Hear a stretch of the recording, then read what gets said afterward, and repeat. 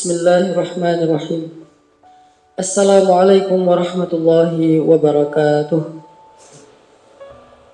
Alhamdulillahi rabbil alamin.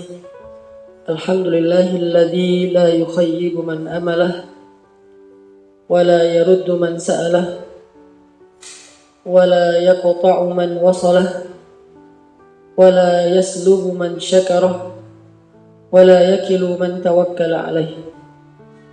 Asyhadu an la ilaha illallah wahdahu la syarika lah wa asyhadu anna Muhammadan abduhu wa rasuluhu la nabiyya ba'dah.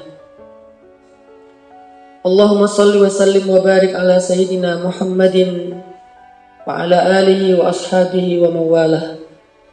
Rabbi syrah li sadri wa yassir li amri wa hlul 'uqdatan min lisani yafqahu qawli. Allah Subhanahu wa taala berfirman di dalam surat Al-Kahfi ayat ke-18. A'udzu billahi minasy syaithanir rajim. Bismillahirrahmanirrahim. وتحسبهم أيقاظا وهم رقود ونقلبهم ذات اليمين وذات الشمال وكلبهم باسط ذراعيه بالوصيد لو اطلعت عليهم لوليت منهم فرارا ولملئت منهم رعبا. Allah juga berfirman di dalam ayat ke-22, Sayaquluna thalathatun rabi'uhum kalbuhum ويقولون خمسة سادسهم كلبهم رجما بالغيب ويقولون سبعة وثامنهم كلبهم قل ربي أعلم بعدتهم ما يعلمهم إلا قليل فلا تمار فيهم إلا مراء ظاهرا ولا تستفت فيهم منهم أحدا. Sadaqallahul azim. Jamaah salat subuh yang dirahmati Allah Subhanahu wa taala.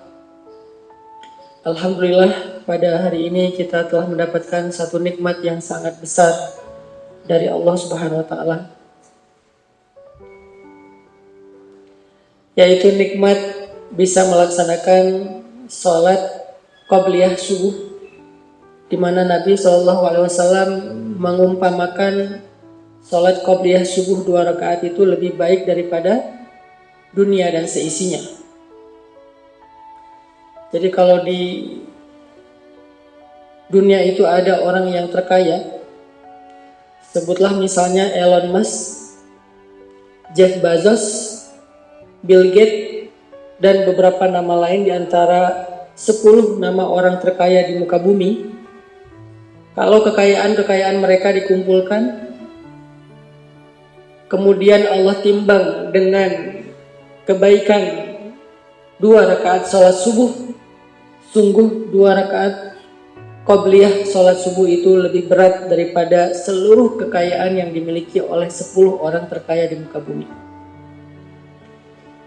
Jadi kalau kita iri, cemburu kepada Elon Musk, kemudian akhirnya terlibat dalam investasi bodong, mudah terbujuk rayu dengan sales judi online, dan seterusnya, karena berharap bisa jadi orang terkaya, harusnya kita lebih semangat untuk melaksanakan 2 rakaat qobliyah subuh agar bisa menjadi orang yang lebih kaya dari siapapun. Dan hari ini kita sudah mendapatkan kebaikan itu insya Allah. Kemudian dilanjutkan dengan salat subuh berjamaah, di mana Nabi mengatakan siapa yang melaksanakan salat subuh berjamaah, fahuwa fi dhimmatillah, dia berada di dalam jaminan Allah. Kalau dia wafat pada hari itu insya Allah dia mendapatkan jaminan dari Allah untuk menjadi ahli surga dan dibebaskan dari api neraka.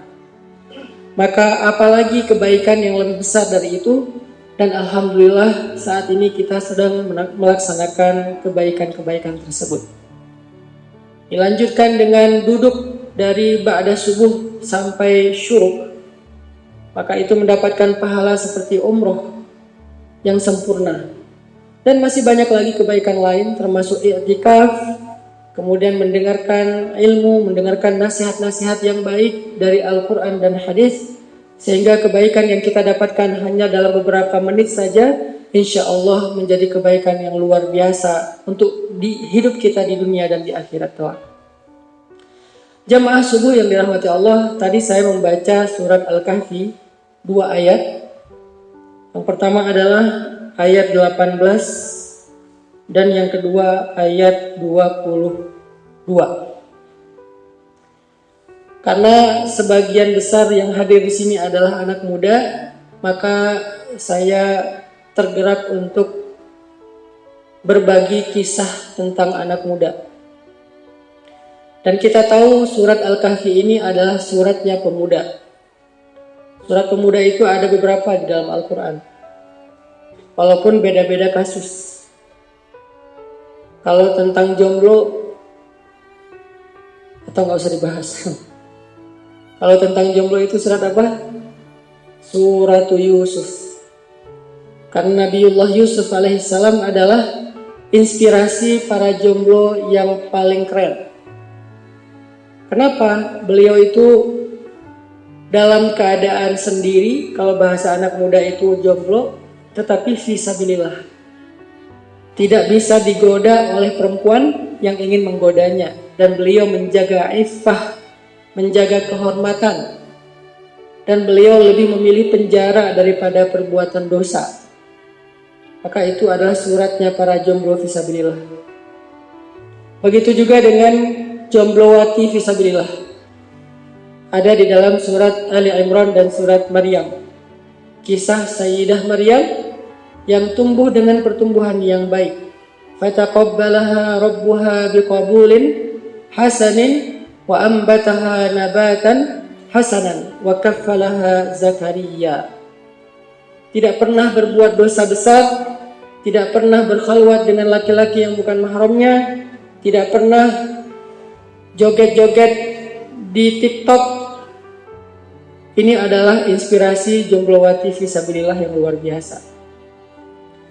Tapi ternyata bukan hanya surat Ali Imran dan surat Yusuf, Allah juga mengangkat kisah pemuda di dalam surat Al-Kahfi. Tetapi kali ini saya tidak akan bicara tentang kisah Ashabul Kahfinya, karena saya yakin jamaah sekalian sering mendengar nasihat dan juga kisah tersebut. Saya ingin mengambil satu adegan kecil saja tentang anjing Ashabul Kahfi. Ustaz Amri semalam sudah bercerita tentang semut, jadi roadshow kali ini cerita tentang hewan-hewan. Semalam Ustaz Amri cerita tentang semut, lalu kita lanjutkan tentang gajah, maka pada subuh hari ini kita bicara tentang anjing. Seperti yang kita tahu bahwa anjing dalam fikih Islam adalah hewan yang najis. Sehingga kalau kita kena air liurnya atau dijilat anjing, kita harus membersihkannya 7 kali dan salah satunya adalah dengan tanah yang bersih. Harus disamak. Anjing adalah hewan yang beberapa literasi dimasukkan kepada hewan yang ada sebagian ulama mengatakan haram untuk dipelihara. Kecuali karena alasan-alasan tertentu. Salah satunya adalah untuk berburu misalnya.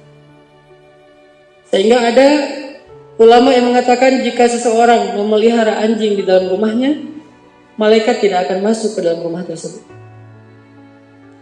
Dan dalam culture masyarakat muslim, terutama di Indonesia, anjing itu dianggap sebagai hewan yang rendah. Walaupun dalam culture masyarakat modern, anjing itu dianggap sebagai peliharaan yang lucu. Kalau di Korea itu, orang Korea suka memelihara anjing hanya untuk hiburan, hanya untuk menjadi teman mereka karena mereka sulit untuk menemukan manusia yang bisa dipercaya.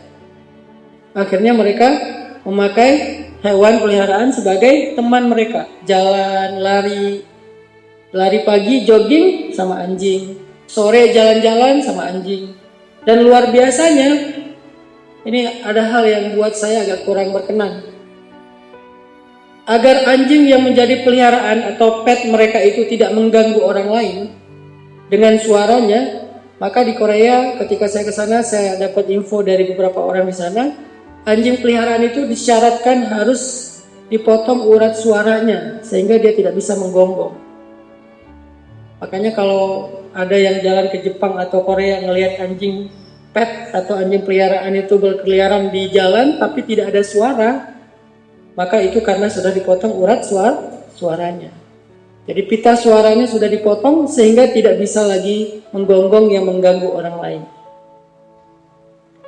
Artinya dalam literatur Islam dan dalam culture Muslim, anjing itu adalah hewan yang sebetulnya bukan sesuatu yang sangat istimewa seperti onta, seperti kuda, yang bahkan ada nama surat tentangnya, seperti laba-laba, seperti semut, seperti lebah, seperti burung hut-hut, dan seterusnya. Tidak seperti hewan-hewan tersebut. Dan kita menggunakan kata anjing sebagai kalimat celaan. Gak usah dicontohkan ya. Rata-rata menggunakan kata anjing sebagai celaan. Sehingga kita gak suka, pasti marah kalau kita dipanggil dengan nama anjing. Walaupun demikian, memang ada hadis di mana Rasulullah SAW dengan hadis perumpamaan dan kisah itu mengajarkan kita untuk tidak berlaku zalim kepada anjing. Yaitu salah satunya hadis tentang perempuan yang ahli zina yang melihat anjing kehausan di pinggir sumur tetapi tidak bisa mengambil air, maka dia turun menciduk air dengan sepatunya, lalu naik ke atas dan memberikan kepada anjing tersebut. Lalu Nabi mengatakan dia termasuk di antara ahli surga. Terlepas dari hadis itu, tetapi status anjing dalam literasi dan culture Muslim adalah hewan yang sebetulnya tidak istimewa, bahkan rendah. Namun uniknya, anjing ini Allah Subhanahu wa taala sebutkan di dalam ayat suci, di dalam Al-Qur'an yang mulia. Bahkan bukan hanya sekali, berkali-kali.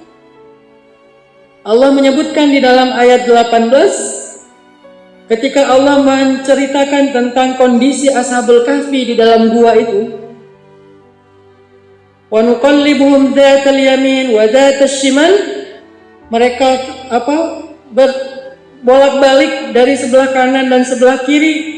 Kemudian Allah mengatakan wa kalbuhum basitun dhira'aihi bil wasit. Wa kalbuhum, Allah menceritakan kondisi anjingnya Ashabul Kahfi. Walaupun hewan ini rendah, tidak menarik, bukan sesuatu yang istimewa, tetapi Allah sebutkan di dalam ayatnya yang penting. Seolah-olah ada kalimat yang gak penting di dalam ayat yang penting. Seolah-olah kayak gitu. Kenapa Allah harus menyebutkan si dia?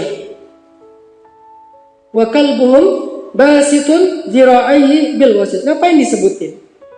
Kenapa nggak fokus saja dengan cerita Ashabul Kahfi? Lalu ketika Allah ingin menyampaikan tentang jumlah Ashabul Kahfi yang diperdebatkan oleh manusia, sayaquluna salasatun. Ada orang yang mengatakan jumlah mereka itu 3. Kata Allah, rabi'uhum kalbuhum, yang keempat anjingnya. Wa yaquluna khamsatun, ada yang mengatakan jumlah mereka adalah 5. Sadisuhum kalbuhum rajman bil ghaib, yang keenamnya adalah anjingnya. Wa yaquluna sab'atun, ada yang mengatakan jumlah mereka 7. Wa thaminuhum kalbuhum, dan yang ke-8-nya adalah anjingnya. Anjingnya. Seolah-olah Allah nggak pengen kita ngelupain si anjing itu. Jadi kalau di antara kita ada yang ngobrol, berapa sih jumlah Ashabul Kahfi? Kayaknya 3 deh. Jangan lupa yang keempat anjingnya, kata Allah.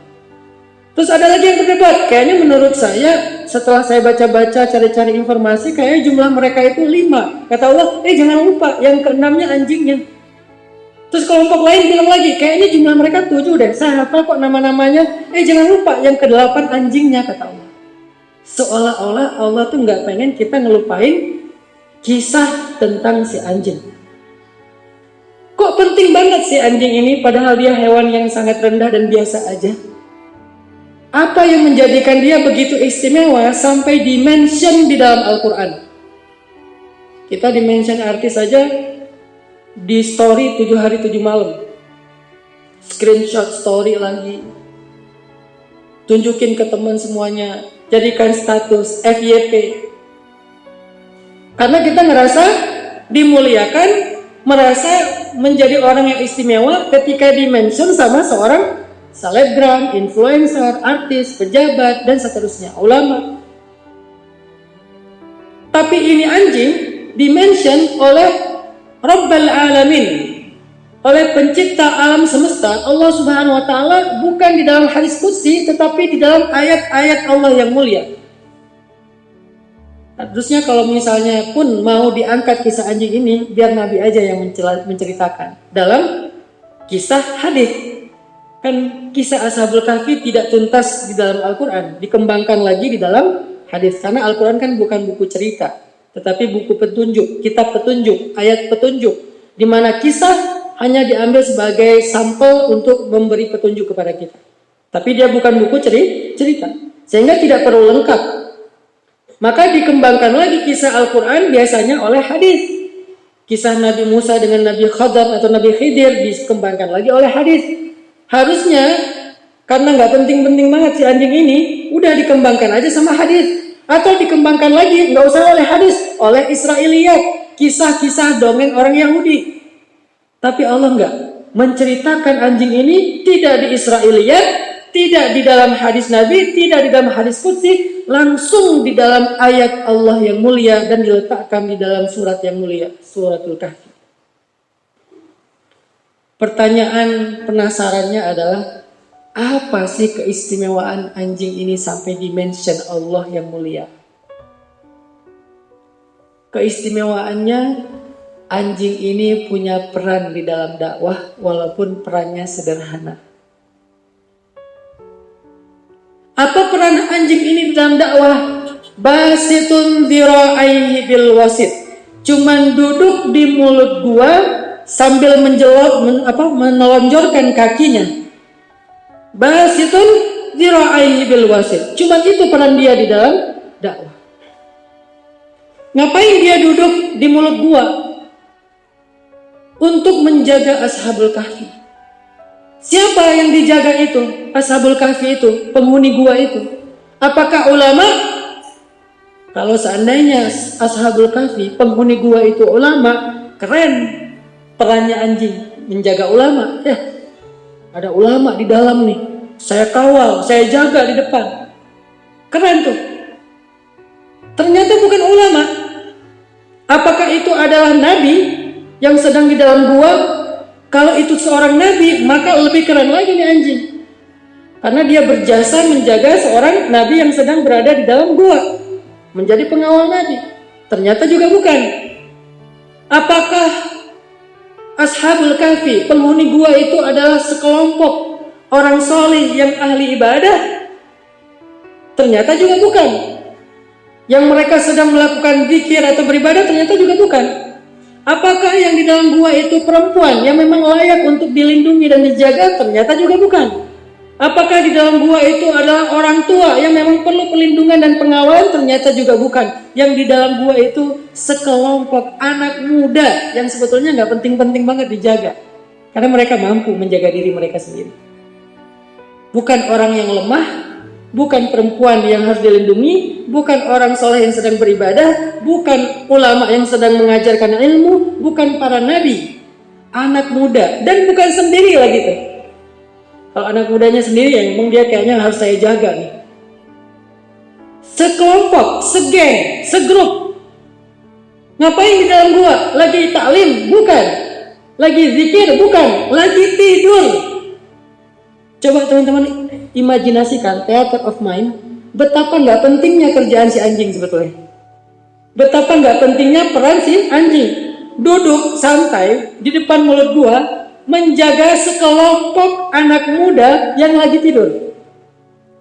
Kalau mau keren dikit, dia berdiri di mulut gua, bukan duduk santai, berdiri di mulut gua, yang dijaga seorang nabi yang sedang berdakwah, atau seorang ahli ibadah yang sedang berzikir, atau seorang ulama yang sedang mengajarkan ilmu di dalam gua. Itu keren. Tapi udahlah duduknya santai di mulut gua, yang dijaga anak muda bukan satu orang tapi rame-rame dan lagi tidur. Di sini seolah-olah Allah pengen bilang, peran dia tuh nggak terlalu besar, peran dia tuh nggak terlalu berpengaruh, peran dia itu nggak ngefek sebetulnya. Tetapi itu pun dihargai sama Allah dengan penghargaan yang sangat tinggi sampai dimension berkali-kali. Bukan hanya basitun dzira'i bil wasit, tapi rabi'uhum kalbuhum, salisuhum kalbuhum, thaminuhum kalbuhum. Ada anjingnya yang keempat, anjingnya yang keenam, anjingnya yang kedelapan. Terus dimention sama Allah biar kita nggak pernah lupa. Asal kita bercerita tentang Ashabul Kahfi, jangan lupa ada anjingnya. Sebegitu tingginya penghargaan Allah hanya karena peran kecil di dalam dakwah. Sekarang kita ambil ibrah. Kira-kira secara derajat lebih tinggi mana kita dengan seekor anjing? Udah jelas jawabannya. Manusia pasti lebih tinggi daripada hewan. Apalagi manusia, orang yang beriman. Apalagi orang yang beriman, umat Nabi Muhammad. Udah pasti lebih tinggi daripada hewan manapun, apalagi cuma seekor anjing. Kita itu derajatnya jauh lebih tinggi daripada anjing tersebut. Kalau anjing saja yang rendah, dengan peran yang sederhana terhadap dakwah, Allah muliakan sebegitunya, kira-kira gimana dengan kita, dengan peran yang lebih penting daripada seekor anjing?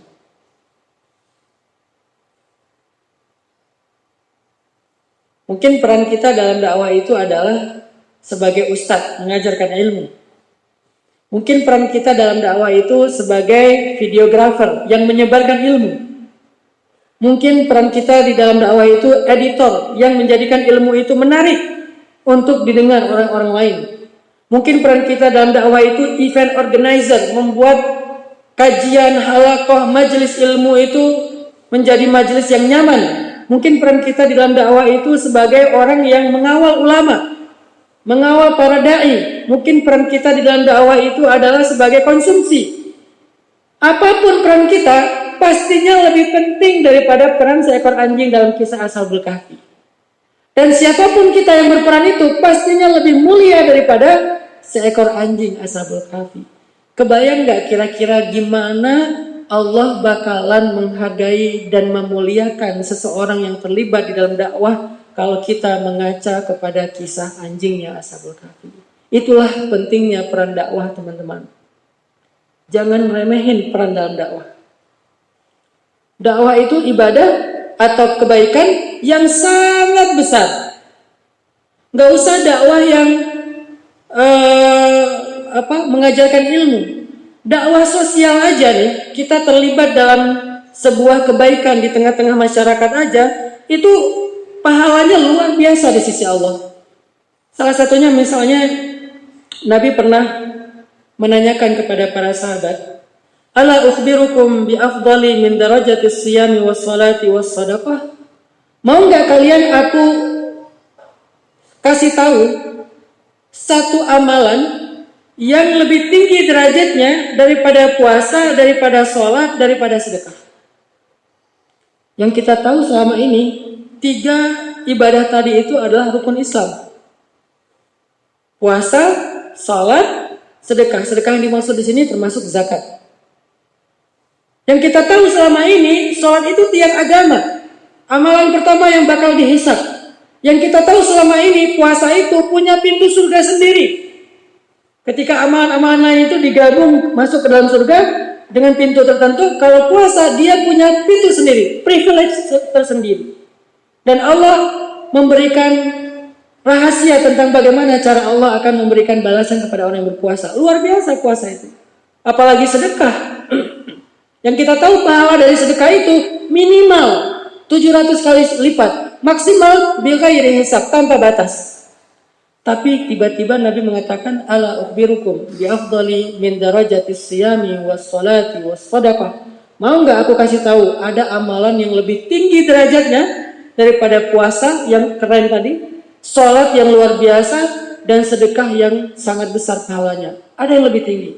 Para sahabat tentunya menjawab, bala ya Rasulullah, tentu ya Rasulullah. Apa itu ya Rasulullah? Kata Nabi, salahu dzatil bain, mendamaikan di antara dua orang yang bertengkar. Ini bagian dari dakwah islah. Ketika saya membuat dakwah tren hijrah di Bandung 2015, karena sebelum 2015 belum ada tren hijrah. Saya bukan seorang tengku, bukan seorang ulama seperti Ustadz Amri, Ustadz Abu Hudzaifah, Ustadz Ivan. Mereka orang-orang yang berilmu tinggi. Sehingga karena saya merasa ilmu saya terbatas, saya nggak bisa bikin pesantren. Apa yang mau saya ajarin? Faqaidu syai' la yu'ti. Orang yang nggak punya apa-apa nggak bisa memberi apa-apa. Karena saya nggak bisa bikin pesantren, akhirnya saya bikin dakwah menyebarkan pesan lewat tren. Jadi pakai spasi, pesan, tren. Pesan itu dalam bahasa Arab adalah risalah, tren itu adalah dakwah. Akhirnya kita berdakwah dengan membuat tren. Pesannya apa? Hijrah. Kita jadikan hijrah sebagai tren. Ketika saya awal membuat tren hijrah di Bandung, salah satu misi saya adalah mendamaikan 4 geng motor. Di Bandung itu terkenal dengan geng motor. Satu geng motor anggotanya kurang lebih sekitar 50.000 orang. Jadi sekitar 200.000 anak muda yang join dalam komunitas geng motor. Geng motor ini by the way beda dengan klub motor ya. Ada klub, ada geng. Kalau klub motor itu yang biasanya jalan kemana, misalnya mereka touring, itu klub motor. Hobinya misalnya naiknya NMAX, touring NMAX. Hobinya Harley, touring Harley. Kalau geng, dia bukan klub motor. Dia itu ngumpul bukan karena mau touring motor, tapi pengen tarung di jalan. Latihan tes masuknya aja mereka harus pergi ke satu kawasan namanya Lembang kalau di Bandung itu, kalau di sini mungkin daerah Janto yang agak tinggi. Terus turun ke Bandung malam hari, nggak boleh pakai lampu dan remnya diputus. Siapa yang duluan sampai menang. Nggak ada rem, nggak ada lampu. Itu ujian awal. Sampai ada ujian harus bisa mencelakai aparat, mencelakai orang di jalan dan seterusnya. Perang antar geng motor, begal, bacok dan seterusnya. Luar biasa kriminalitas yang terjadi waktu itu. Saya punya misi bagaimana mendamaikan di antara geng motor ini biar nggak berantem terus. Kalau udah berantem, wah itu ngeri. Tawurannya tuh mengerikan, lebih daripada tawuran pelajar. Alhamdulillah kita bikin beberapa strategi dakwah. Akhirnya 4 geng motor ini ketua-ketuanya, tokoh-tokohnya hijrah. Setelah pimpinannya hijrah, tokohnya hijrah, maka kabilahnya ikut hijrah. Walaupun nggak 100%, saya nggak berani mengklaim 100%, tapi banyak yang akhirnya ikut hijrah. Kita bikin salah satu nama geng motor itu Briges. Ini salah satu yang terkenal. Ada Briges, XTC, Moonrakers, GBR, Briges. Kita bikin event Briges berzikir untuk pertama kalinya dalam sejarah. Briges berzikir. Saya pikir yang hadir paling 100-200 orang. Ternyata yang hadir 3.000 orang. Anak Briges, tatoan, anting, bahkan ada yang tato mata, tato segala macam ditato. 3.000 orang. 1.000 orang, 1.500 masuk masjid, sisanya di luar masjid. Yang di luar masjid menyimak ta'lim di dalam masjid dengan khusyuk, tetapi ketika ditanya kenapa nggak masuk masjid aja, masih muat. Mereka mengatakan kami orang kotor. Masjid tempat suci, kami tidak merasa layak ada di dalam. Tapi mereka hadir, mereka menangis, mereka bertaubat. Bahkan kejadiannya sekitar sebulan setelah event tersebut, Brigas berzikir, ada satu anggota Brigas yang kemudian ternyata dia lagi buron, kedapetan, lari, ditembak, meninggal di tempat. Saya langsung teringat dengan kisah seorang pembunuh yang membunuh 99 orang, digenapkan 100 orang, seorang ahli ibadah, yang kemudian meninggal di perjalanannya menuju hijrah atau taubat. Ini islah dzatil bain. Akhirnya 2018 kalau nggak salah kita bikin ngabuburit pas Ramadan. Saya undang teman-teman dari lintas komunitas termasuk geng motor naik panggung deklarasi damai, muahadah, muakhad. Itu salah satu program utama pergerakan dakwah Nabi di Madinah. Selain membangun masjid, Nabi memuakhadkan bainal muhajirin wal ansar, di antara muhajirin dengan ansar dipersaudarakan. Ini islah dzatil bain. Lalu saya punya misi lagi, mendamaikan 4 supporter bola yang cukup besar di Indonesia. Dari mulai Malang ada Aremania, kemudian Surabaya, Bonek, kemudian Bandung ada 2, Bobotoh dan Viking, kemudian Jakarta, The Jack.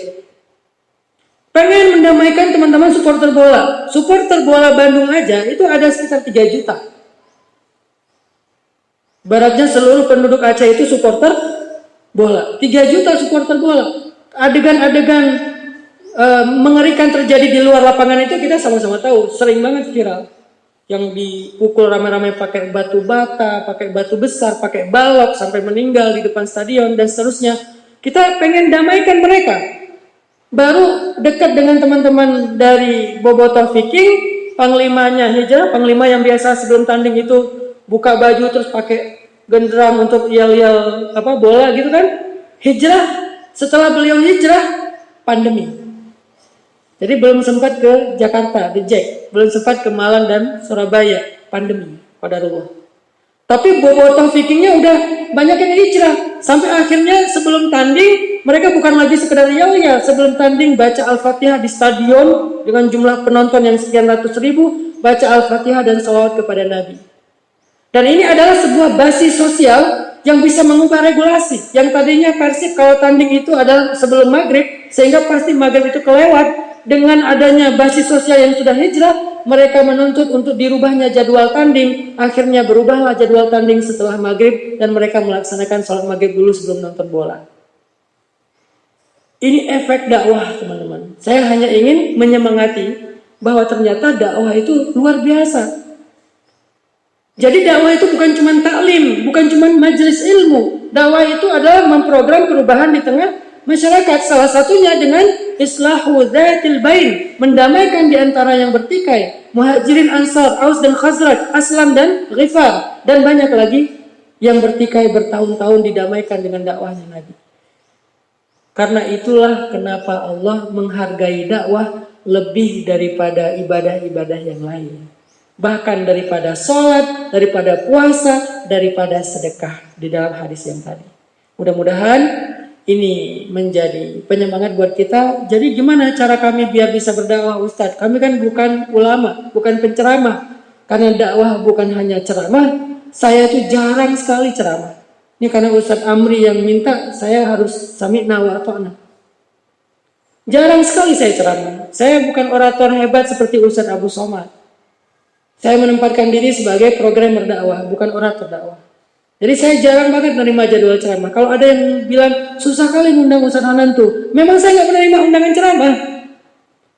Udah berapa tahun? Mungkin lebih dari 5 tahun saya nggak khutbah Jumat loh. Kok bisa Ustadz? Biasanya Ustadz setiap Jumat kan sibuk ya. Saya nggak khutbah Jumat selama 5 tahun ini. Kenapa? Saya ngerasa saya udah kebanyakan mengkhutbahi orang lain, jarang dikhutbahi. Dulu 5 tahun yang lalu saya merasa udah sering menceramahi orang lain, jarang diceramahin. Ya udah deh, hari Jumat adalah hari saya diceramahi.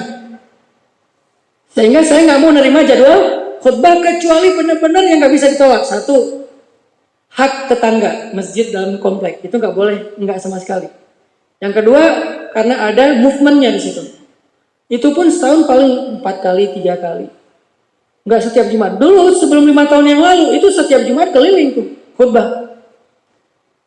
Dan itu kan sesuatu kebaikan juga kan, berbagi ilmu, nasihat, motivasi. Tetapi saya merasa sering sering menceramahi, jarang diceramahi. Kenapa? Fokus saya bukan di ceramah. Fokus saya memprogramming. Sehingga kalau misalnya teman-teman bertanya, bagaimana cara kami terlibat dalam dakwah seperti anjing Ashabul Kahfi? Nggak perlu jadi Ashabul Kahfi, jadi anjingnya aja. Biarkan Ashabul Kahfinya Ustadz Suryan, Abu Huzaifah, Ustadz Ivan, Ustadz Amri, Ustadz kita, ulama-ulama kita. Biarkan mereka yang jadi Ashabul Kahfi, kita jadi anjingnya mereka. Ini bahasa ilustrasi. Peran kita basitun dira'aihi bil wasit.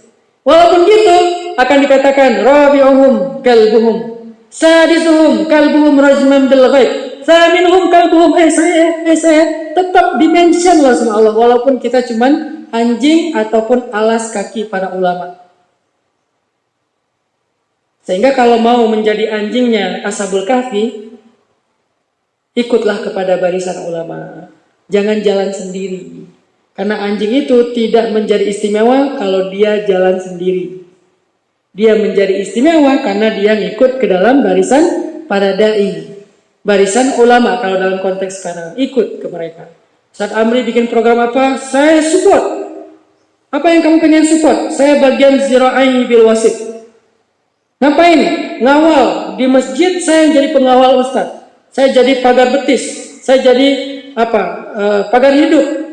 Silakan. Saya support. Ngapain? Editing. Saya support sebagai content creator. Saya support sebagai. Walaupun mungkin orang menganggap kita nggak penting, di sisi Allah kita tuh penting banget. Karena udah pasti kita lebih penting daripada anjingnya Ashabul Kahfi. Itu saja motivasi kita semua hari ini. Barakallahu fikum. Billahi taufiq wal hidayah. Wassalamualaikum warahmatullahi wabarakatuh. Waalaikumsalam warahmatullahi wabarakatuh.